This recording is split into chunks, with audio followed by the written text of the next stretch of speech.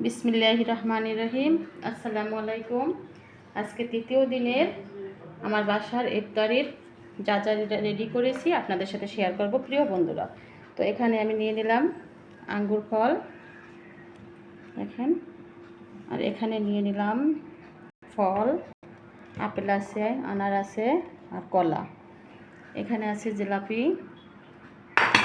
তারপর এখানে আছে চিড়া, এখানে আছে বাঁধাকপির পেঁয়াজু, তারপরে এখানে আছে ট্যাং, এখানে আছে রুয়াবজা, তারপর এখানে আছে দেখেন দই চিড়া, দই দিয়ে চিড়া, আর দই এখানে সস নিয়েছি, এখানে আছে ডিম সেদ্ধ, এখানে আছে খেজুর,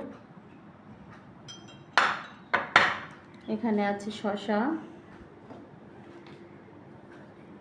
আছে আনারস, এখানে আছে কলার চপ, তারপরে এখানে আছে পেঁপের চপ, এখানে আছে আলুর চপ মিক্সড একসাথে রেখেছি। আর এই তো এখানে সব বাটিতে আমি দই চিড়া দিয়ে দিয়েছি। তো সবাই দোয়া করবেন আমাদের জন্য। আল্লাহ হাফেজ।